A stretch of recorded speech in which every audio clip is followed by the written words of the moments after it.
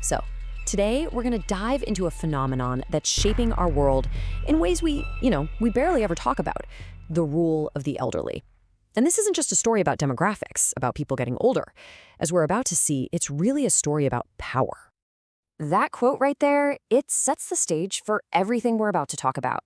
This isn't being presented as some kind of gentle, natural thing. The argument is that it's a deliberate seizure of power.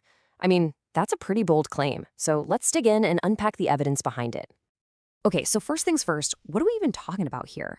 Gerontocracy. Now, this isn't just about leaders happening to be old. The core idea is that it's a whole system built by the elderly for the elderly, where the very structures of power are kind of bent toward the interests of just one generation. And this, right here, is the absolute key. The argument we're examining is that this isn't some accident that just happened because people are living longer. It's an active political architecture, a system that has been built piece by piece to keep power exactly where it is. All right, Section 1, the silent coup. Let's start by digging into this core accusation. What in the world is this silent coup that's being described? So here's the bottom line. The charge is that the whole system is engineered to keep incumbents, the people already in charge, in power for as long as humanly possible. And this goal, this obsession with permanence, the source argues, comes at the direct expense of fairness between generations. It's all about holding on, not passing on. Okay, moving on to Section 2, the machinery of permanence. You know, if this thing is an architecture, like a building, what are the bricks and mortar holding it all up? Let's look at the specific gears that supposedly keep this whole machine running. Now, just take a look at these numbers. I mean, wow. Money talks, right? Well, in politics, it basically screams. An incumbent senator raises, on average, 10 times more money than a challenger.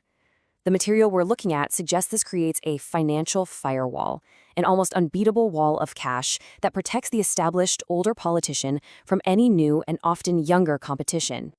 And then there's what the source calls the geographical straitjacket. This is all about gerrymandering, where political maps are drawn to create these super non-competitive safe seats. Now, in these districts, incumbents don't really have to worry about a general election. Their only real test is a primary, where they just have to appeal to their most ideological and often older party base.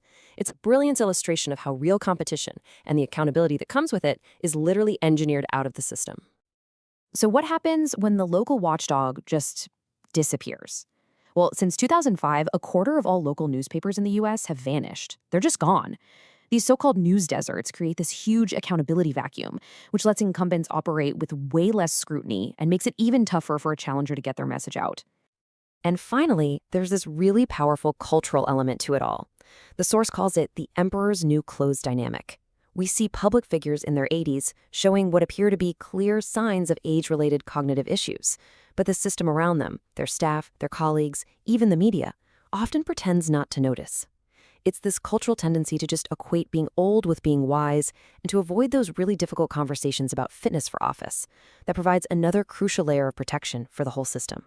All right, Section 3, the theft of tomorrow.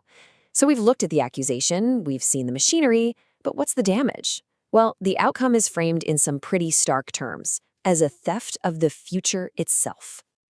This simple question, it really cuts to the core of the problem, doesn't it? When the people making decisions that will have an impact for the next 50 years have a personal time horizon of maybe 10 or 15 years, does that completely warp their priorities? And this table just lays it all out, plain as day. Across the world's biggest economies, there's this huge generational canyon between the people in charge and the people they govern. I mean, look at India. The leadership is, on average, more than 40 years older than the median citizen. The argument here is that this isn't just a number. It's a massive disconnect in lived experience, in priorities, and in who has skin in the game for the future. And here's maybe the most concrete consequence of all: $34 trillion. That number is almost impossible to wrap your head around, right? But the source positions it as a direct transfer of liability, basically funding consumption today by putting it all on the credit card of generations who had absolutely no say in the matter. It's presented as the ultimate example of intergenerational theft. So what does this disconnect actually lead to? Well, according to this argument, it leads to paralysis, especially on the biggest, most complicated long-term challenges we're facing. These are all problems that require really difficult, maybe costly, action today to prevent a catastrophe tomorrow. The thinking is that a gerontocracy is just structurally incentivized to delay, to defer, and to kick the can down the road, because the worst consequences will probably unfold on somebody else's watch. Okay, section 4, restoring generational justice. So we've heard the accusation, the evidence, and the damages. Now let's turn to the verdict and a potential path forward. How could this system even be reformed? The final verdict here is pretty damning. It's not about malice or saying anyone is a bad person.